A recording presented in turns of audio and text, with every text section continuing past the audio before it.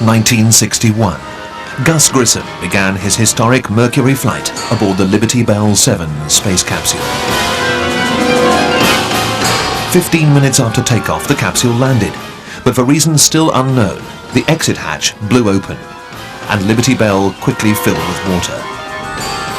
Grissom was lifted to safety, but Liberty Bell and its onboard evidence sunk to the bottom of the Atlantic Ocean. Now, nearly 40 years later, a team headed by Kurt Newport aims to recover Grissom's lost space capsule.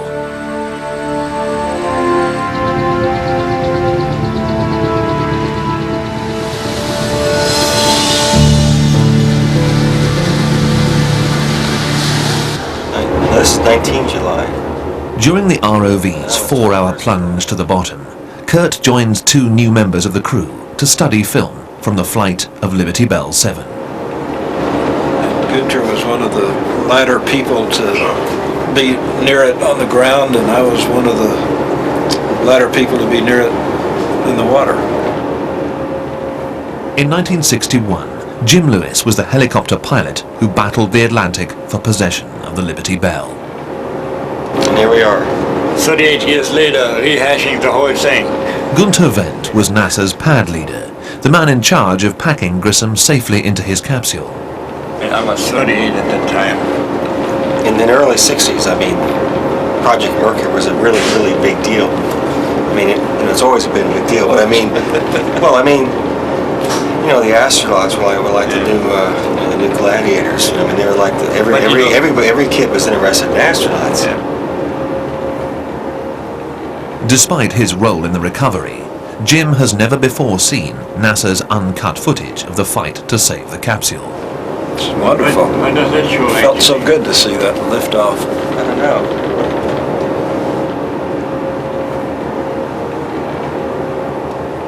Five desperate minutes captured on film. 5 minutes that changed their lives and the destiny of the space race. Sit here and watch this sort of make you think that we're so close. Yeah. It does. It looks so very close. Yeah, it comes floating out. But That's the dye marker canister. See all the green dye? Yeah, Back okay, it that's up the a dye little more. marker. That came out.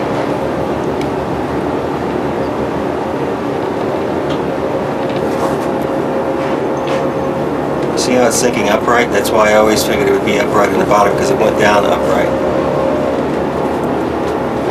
It seems like a long time here, and it seemed like a long time then. To have been just short of 5 minutes. But like we said before, all the contingency procedures worked. Everything really did work that day, except the hatch. We got everything back that we needed that was really important. And that was a success in its own right. There is no footage of the hatch blowing open, but if Kurt recovers the capsule, he will bring back its pilot observation camera and perhaps film that will finally solve the mystery behind the hatch. The loss of Liberty Bell cast a shadow over the rest of Grissom's career. The press dubbed him the hard luck astronaut. For Gus and others, the incident would never find a satisfactory explanation.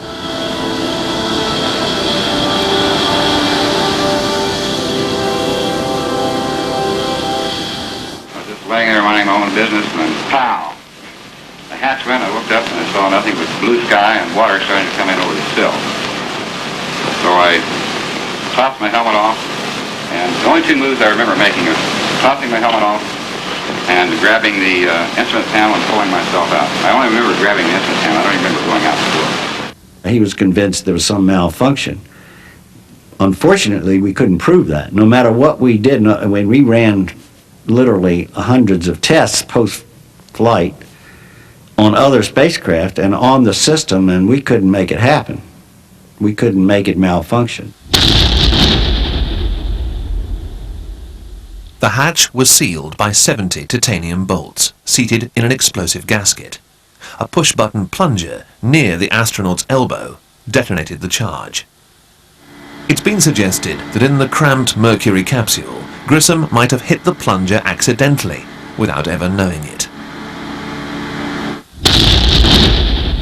But every other astronaut's experience with the hatch would only back up Grissom's testimony.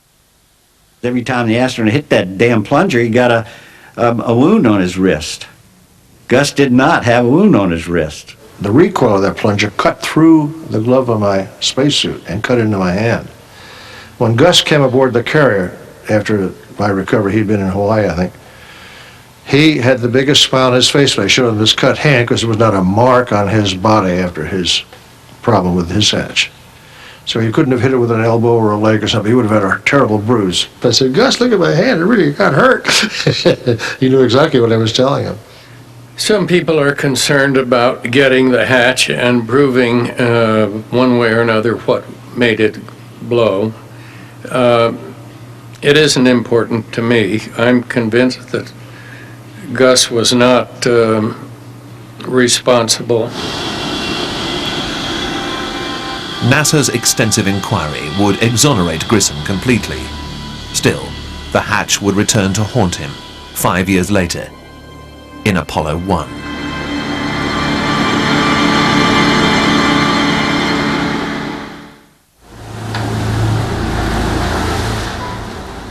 Midnight on the Atlantic.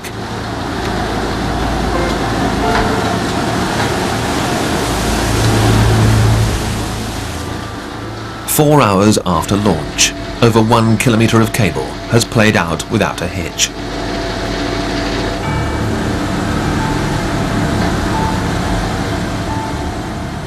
"5,000 meters down, the new ROV Ocean Discovery is closing in on what should be Target 71, the Liberty Bell.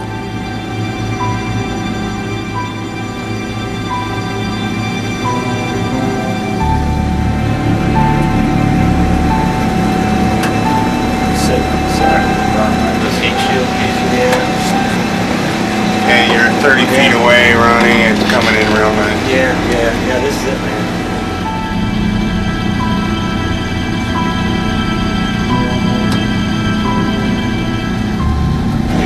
Okay, so the trail of debris should be from your heading down to the right. 15 feet away. It's been 38 years since Jim Lewis last saw Gus Grissom's spaceship. It's been 2 months since Kurt Newport found it. I got it dead ahead at about 15 feet.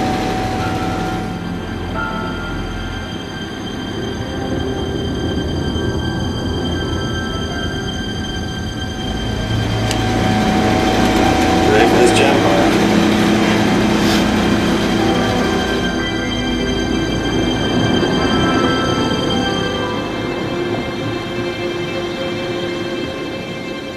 But the wait is not over. At the coordinates for Target 71, nothing appears on the screen.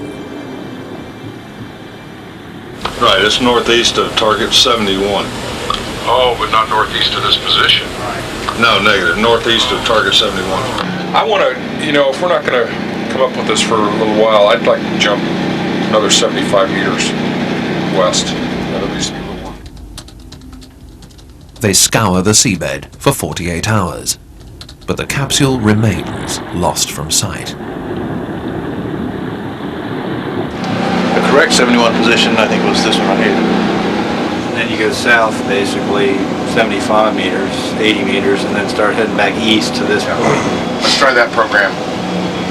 Go 100 meters, track along 100 meters, make a search in that area, in the corner, come down south, as you say, 75 to 80 meters, make a search in that area, and then track to the east. The best targets were at the original launch point, so if we work our way back that way, we may see similar things we didn't see this morning. Give it a shot. Let's do it to it. Okay. I don't understand how we could be on this thing and take a fix and go down there and search as much as we've been searching and not find it. That's what I don't understand. We have the coordinates of the DGPS fix he took when we were diving on the spacecraft, and we've been there and it's not there. That's what I don't understand. It's a very, as Steve was saying, it's a very simple thing to do. But you have to go, I mean, to me, we have to go by what we've seen. We've been down there, we've driven around, and it's not there.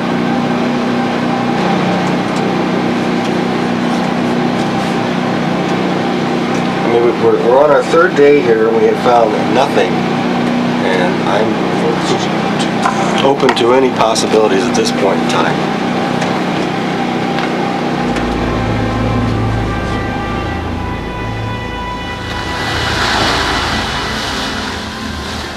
The search for Target 71 creeps slowly 600 meters to the north. But after 5 days at sea, the mission is running on borrowed time. On his next trip to space, Gus Grissom tackled the legacy of Liberty Bell head-on. He nicknamed his new spacecraft the unsinkable Molly Brown, but only after NASA vetoed calling it the Titanic.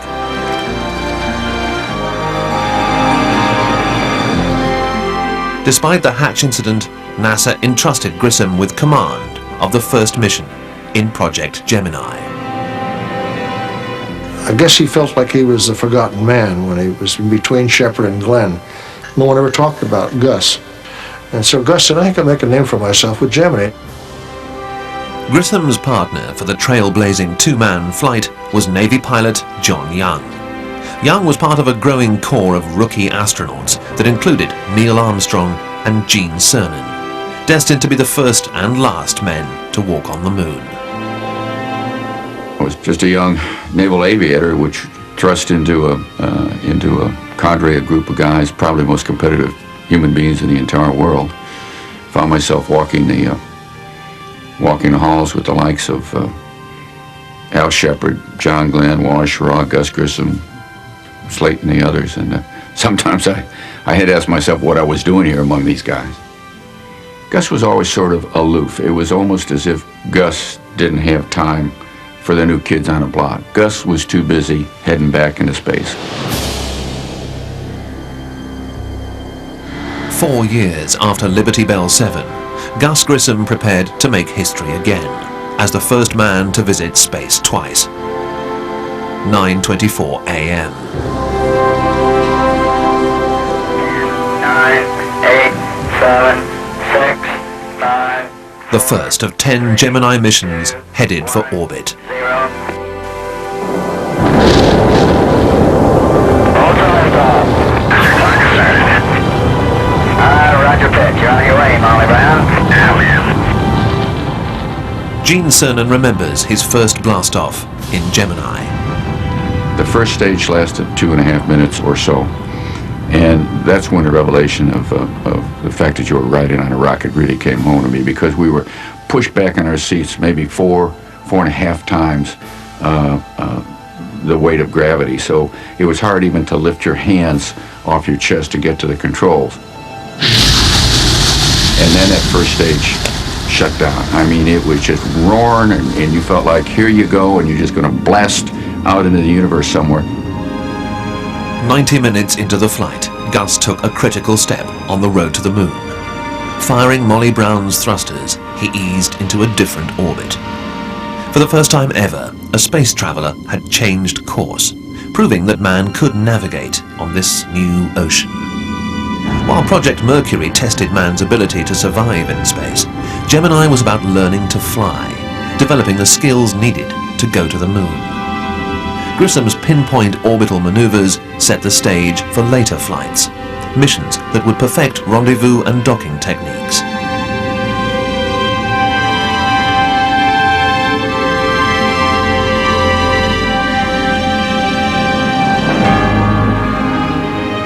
They would also develop extravehicular activities, like Ed White's historic spacewalk during Gemini 4.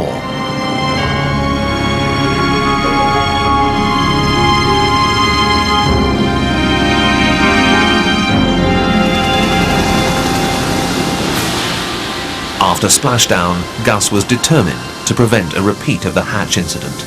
Molly Brown stayed locked tight despite 2-meter waves.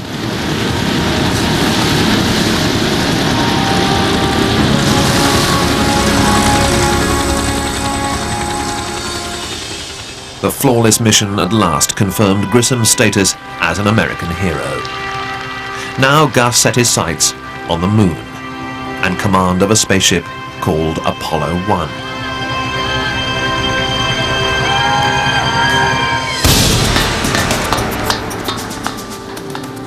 Finally, after days of confusion and doubt, Okay, it's coming up on your port side, 10 degrees to the port. repeated analysis and recalculation of sonar and navigation data, At 5 degrees port, still 50 feet out.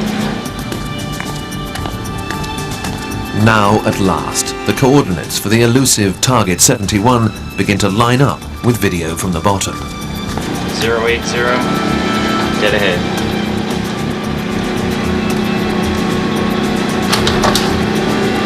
Dead ahead. Liberty Bell 7.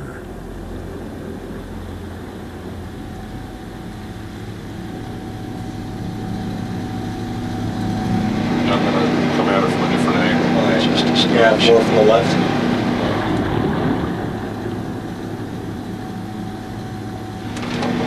Look how clean that top ring is. Yeah, that's what I mean. It's incredible. It's beautiful. It's so clean. Everywhere. Right there is Breathless. Takes your breath away.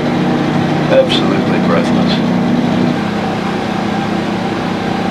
Now, the next thing is I want to touch it. Seeing is one thing, but touching is another. So, hope they bring it up pretty soon. They gets our hand on. It looks in pretty good shape. Even the telescope looks pretty good. Where were you when you last touched it? Now, about 55 minutes before liftoff. That's when we were ready to go. Oh, now that's a good view. Okay, now this thing, yeah. All right. See, this is the thing we need to get out of. That's the old snap hook. See the snap recovery line. The next thing I want to do is grab that hook again. Last time we touched it was pre-flight, about 30 minutes before it went down. Well, that's a good picture. What a shot.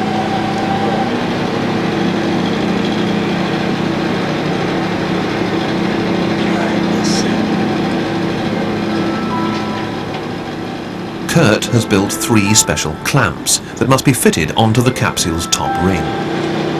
Obviously, be as gentle as you can. The operation calls for a delicate touch, like doing surgery by remote control on a patient who is far away. You can avoid it. Easy. Easier than that.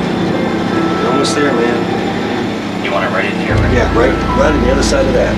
Right there.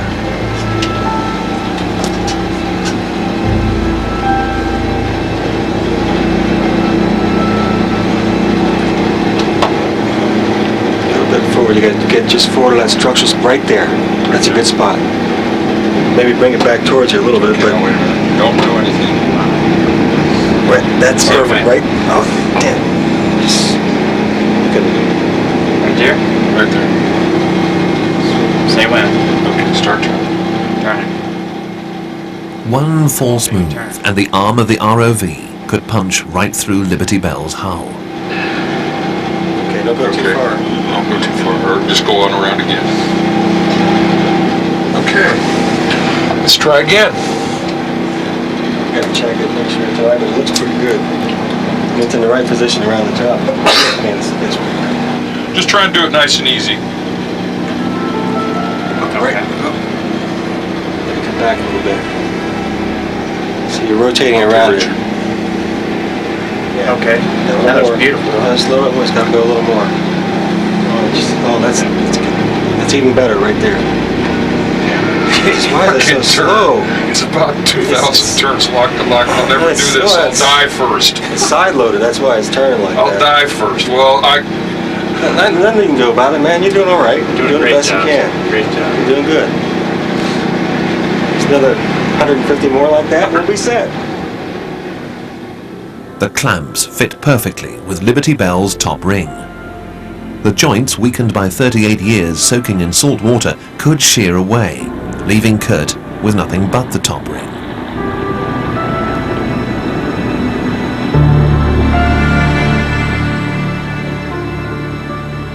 Before latching on the recovery line, Steve and Rich must link up a 3-point harness.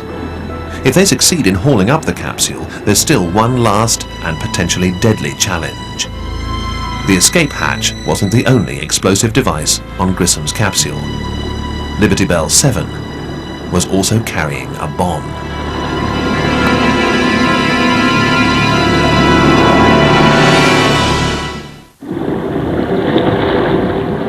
Long before Grissom's mission, NASA engineers had planned for the possibility of losing a capsule at sea. Each Mercury spacecraft was armed with a depth charge, a SOFAR bomb, designed to detonate deep underwater and blast a sonic beacon to help locate a sunken capsule. Right here, there is this partition going up. Liberty Bell's undamaged hull means the SOFAR bomb has never exploded. This is 1 pound of HBX, probably in a heavy stainless steel case, which would be about the equivalent of 16 hand grenades going off at the same time. Sam Benefield thought it was in this area, somewhere around the perimeter. I would put it around here somewhere. I mean, above the pressure hull, like you see there, below the parachute can. Up in here, there's a forward pressure vessel. But not necessarily against the outside bulkhead. No. Hugh Seas is a specialist from UXB International. His job? Getting rid of bombs. The explosive exclusion area for this device is about 900 feet. And we've got 184 feet on this vessel, some of which we're using. So there is no way to get out of the exclusion area for this amount of explosives. If it goes off, it'll punch pieces of shrapnel through the capsule and through those Connex boxes back there. So we need at least 1/4 inch steel between the people who are on the ship and the people who are in the back doing the work for frag protection. We're going to stand by during step 1. We're going to let you strap it down. I hate to say it, but if somebody gets hurt, you don't want us to get hurt while it's being strapped down, because then we wouldn't be any good for the step that you really need us. Yeah, that would be removing the shrapnel after it's gone off. No. That's what the coroner does. Even after 38 years, Liberty Bell could still be a death trap. In the control van, Kurt oversees the ROV's last act, hooking on the recovery line. You're golden, Steve. What? You're golden. Just hope it hangs together on the way up. Soon they would learn if the top ring can still bear the weight of the capsule. To unreel the recovery line, the ROV and its cameras must be hauled to the surface, out of the way, leaving Liberty Bell on the bottom, alone and out of sight. Now we pray. Yes, we do. Yeah. See what we see. We've gone fishing, now we're going to see what we caught. That's right. We've hooked the big one, now all we have to do is land. Yeah. Preparations are complete. The rest is down to fate.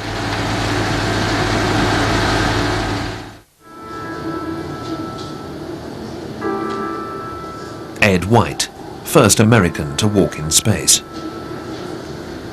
Roger Chaffee, U-2 spy plane pilot from the Cuban Missile Crisis. Gus Grissom, the first man ever chosen to make 3 trips into space.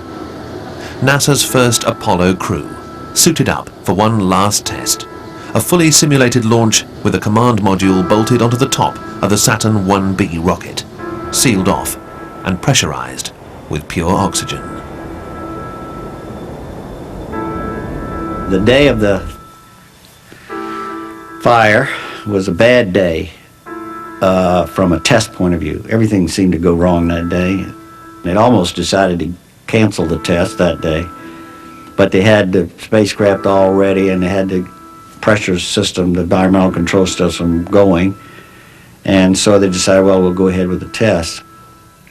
I sat right there, right up this console. I was sitting there when it happened.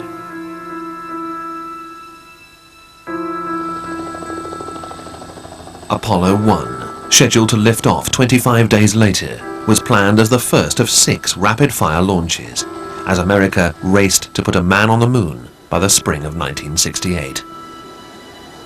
put the Apollo 1 disaster in focus, I'd say all of us had go fever.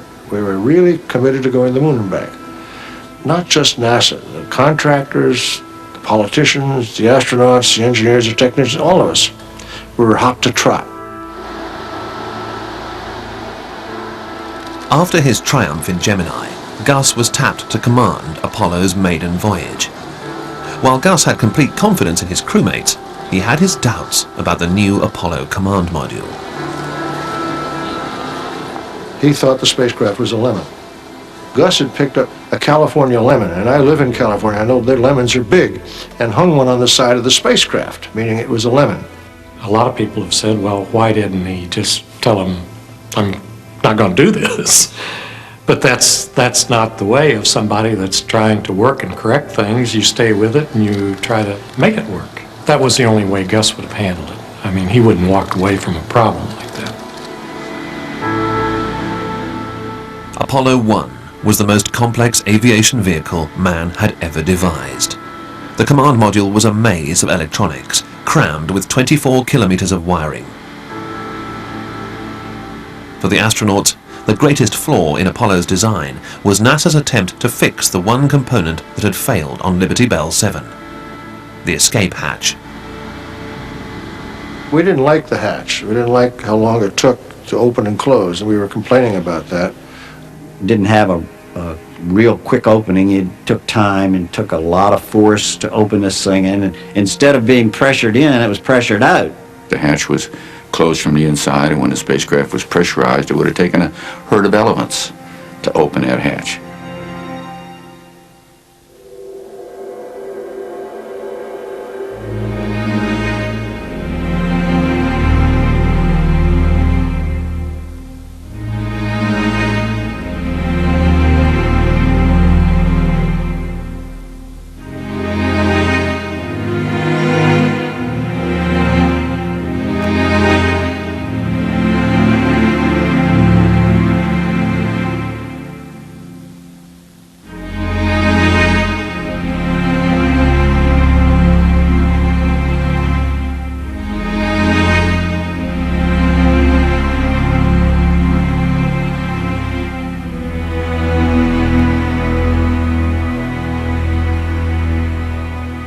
At 1:19 in the afternoon, Grissom and his crew prepared to be locked into a spacecraft filled with pure oxygen.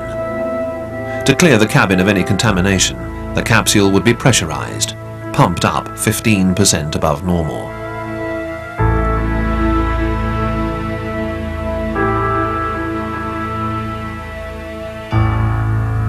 That put us in a position of sitting on the pad in a bomb, pure oxygen at 20 psi. That's a bomb. But we got away with that all through Mercury, and we got away from it all through Gemini, and we got complacent to that danger. Okay, command pilot, do you read? Interference made communication a nightmare. I have VH1 for 2 hours turned off. I should be trying to go off. You're pretty garbled here, Gus. Hey, your pilot, can you hear us? Okay, you're worse than Gus. 6:31 that evening. As communications crackled between capsule and control room, electric current coursed through hundreds of circuits. Beneath Grissom's couch, wires chafed against bare metal. A spark flashed.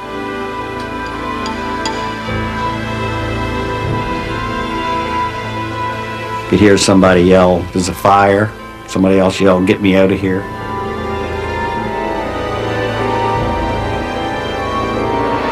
And then it was quiet.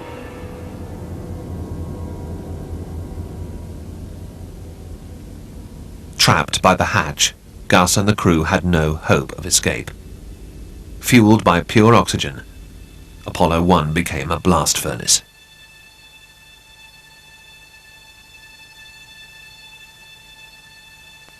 It would be 8 long minutes before the hatch could be opened. For Grissom, Chaffee and White, the end came in 14 seconds. Gus Grissom and Ed White and Roger Chaffee lost their lives before they ever even got off the ground. Their booster wasn't even fueled. They were in a pre-launch test. It shouldn't have happened like that. And I think not that it would have been any easier if it had been in space, but I think you could have understood it a little better. When the fire happened, it hit me pretty hard.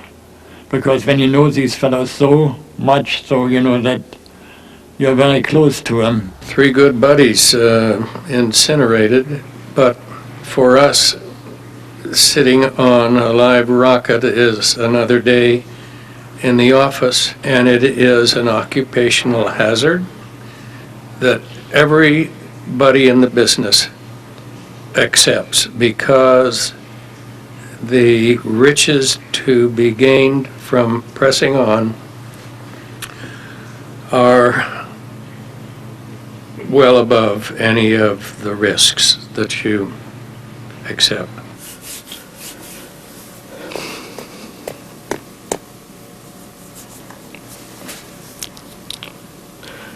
That's one of those kind of things that you never forget where you were and what you were doing.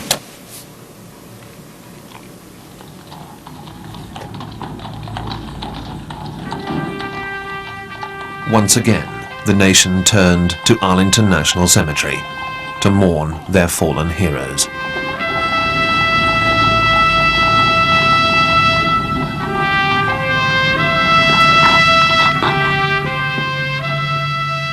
President Johnson and Grissom's family sat side by side in grief.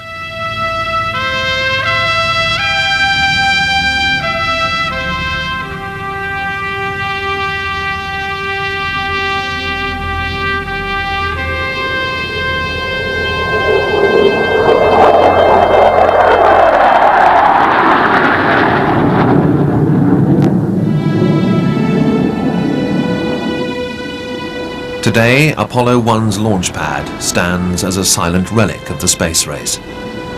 In the aftermath of the deaths of Grissom, Chaffee and White, the Moon program was put on hold. Every aspect of the Apollo command module was scrutinized, every flaw redesigned.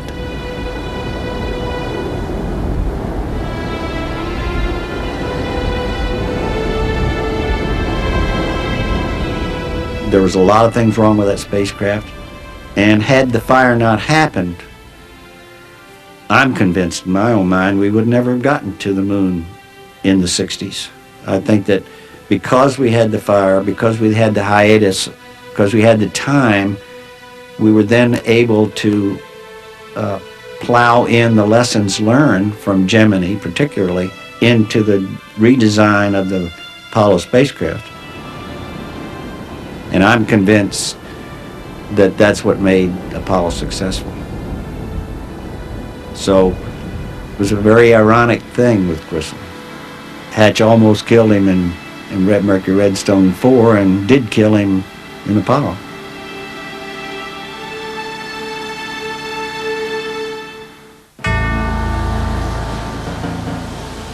"30 years ago, to the day, man first landed on the moon.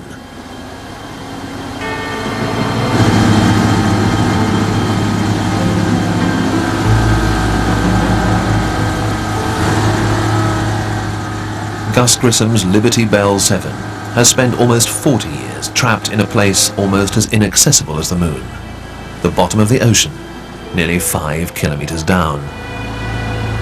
Now, with luck, Liberty Bell is coming home.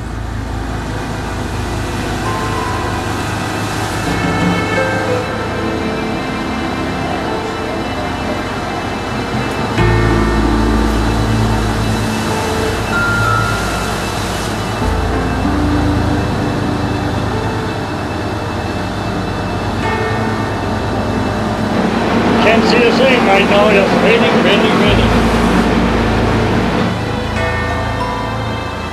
7,600 meters of Kevlar line reels in at barely 30 centimeters per second. That adds up to 7 hours to haul Liberty Bell to the surface. Then the line goes slack. Stop. concern here? Well, we thought we lost it there for a minute, but it was just on the top of the swell, and we just got a little slack and some heave in the line. It looks like we still got it. I don't want to lose it now.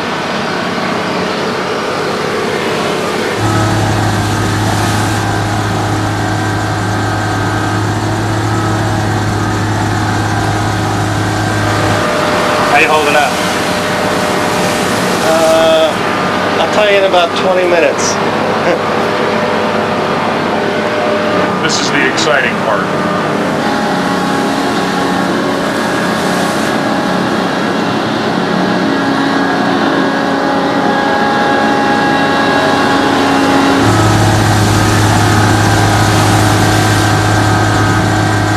By 2:12 a.m., the wait is almost over. 200 foot. Not too much longer now.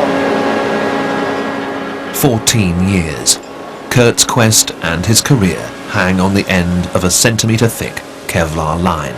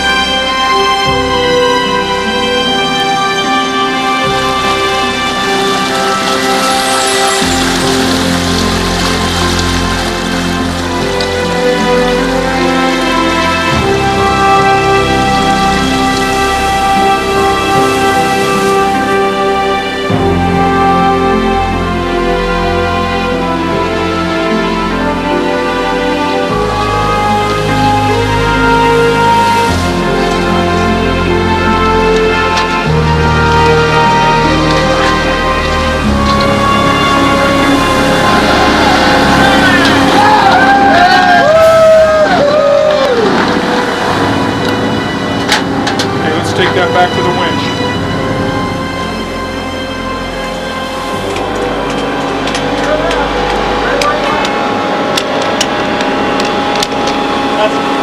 That's good. It's not going to go anywhere. Yeah, you're good where you are. Feels good. It's good. Took long enough. Boy, oh boy, look at that. It's almost perfect. It's just really beautiful. Let me just go ahead and touch it after 38 years. There's the famous hatch that we closed 38 years ago. In really good shape. We can pull this out.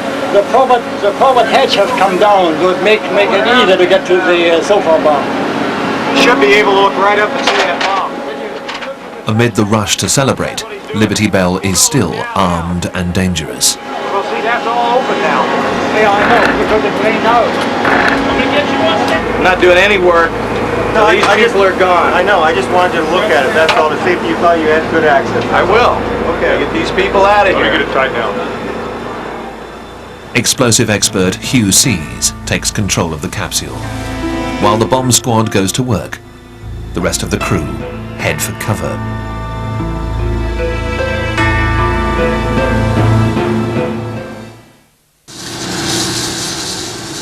Liberty Bell and the explosives team have the deck to themselves. Only remote cameras are on hand to record the search for the SOFAR bomb. The only place it can be is behind that liner or down there. Take a look down there. Probing the dark for a kilo of explosives more powerful than dynamite.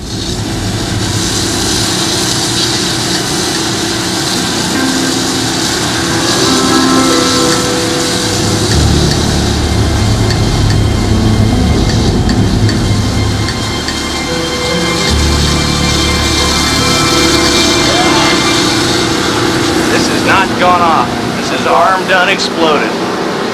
I need a GPS mark. We're about to let this thing over the side.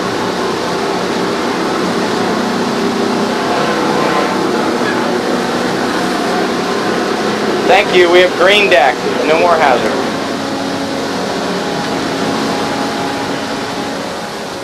After the all clear, the team crowd in to explore the remarkable find.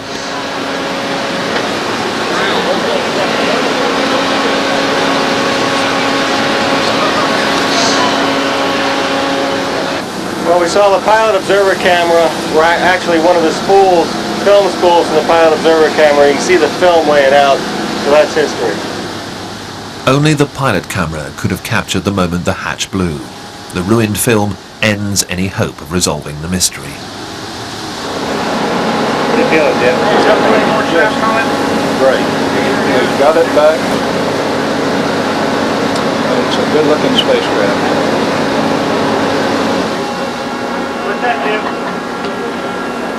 That's the other end of our helicopter. It still works. I'll be back. Good design. Good design. Good American ingenuity. So you recovered it.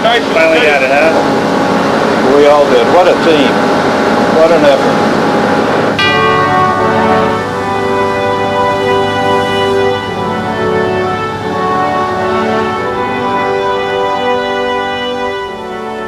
By dawn, the capsule is in a temporary holding tank.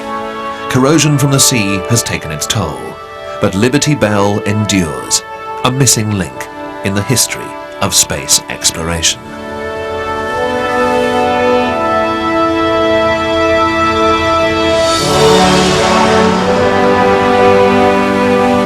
We choose to go to the moon in this decade and do the other things.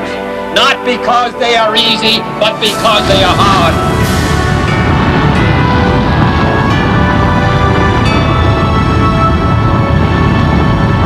Gus certainly had the right attitude. He realized the risk, and yet he was willing to take it because he believed in what he was doing. Just 8 years after Grissom's first flight, Project Apollo fulfilled the promise of man in space.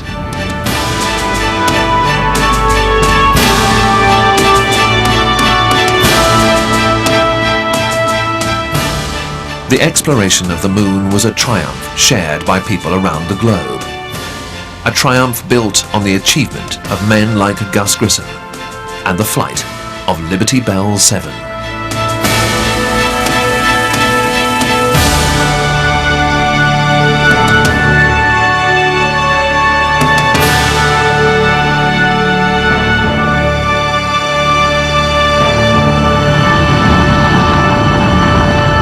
I think he'd be happy. Yes, I hope he would be, because, you know, he was the one who said it was the only thing he ever lost. And now it's not lost. So, I think he'd be pleased. At least I like to think he'd be pleased. We brought it back for him, for everybody. We didn't solve any mysteries, but that's not really at least what I set out to do. The whole thing was about getting it back, and we got it back. That's the main thing.